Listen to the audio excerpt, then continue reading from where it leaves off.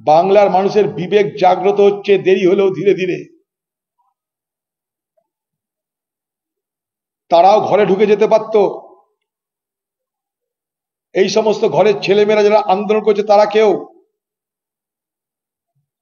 পড়াশোনা না করে দিদির দলের নেতাদের কোটায় কেউ পড়াশোনা করছে না। মাথার ঘাম পায়ে ফেলে যেমন চিকিৎসক ছাত্রী খুন হয়েছে, তারাও সেই কলেজেরই চিকিৎসক ছাত্র, জুনিয়র ডাক্তার।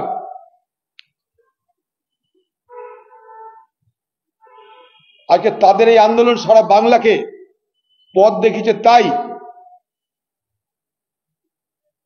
আজকে শিল্পী কুল, আজকে নাগরিক সমাজ,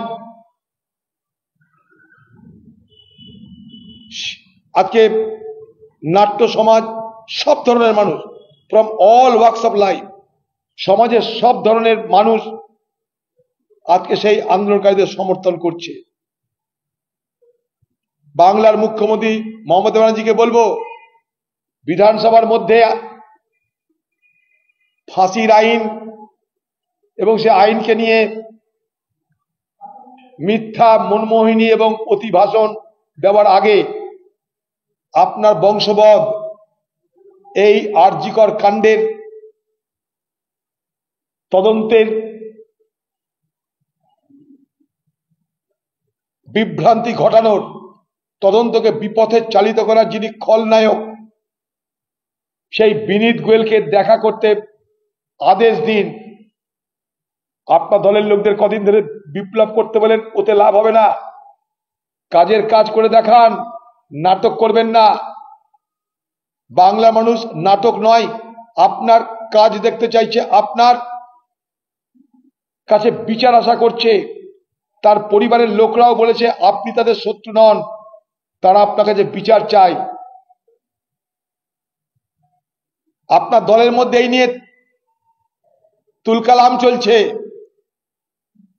হয়তো আপনাকে সরিয়ে খোকাবাবুকে ক্ষমতায় বসানোর চেষ্টাও চলছে।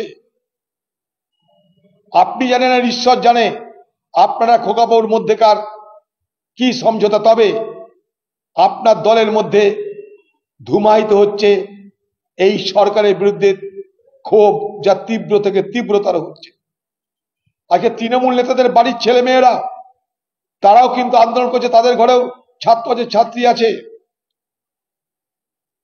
এটা গণ আন্দোলন, এটা মানুষের মনের মধ্যে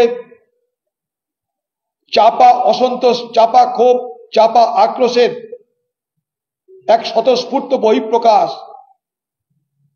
গায়ের জোরে পুলিশ দিয়ে ধমকিয়ে, আপনার নেতাদের দিয়ে ভয় দেখিয়ে আপনি থামাতে পারবেন না।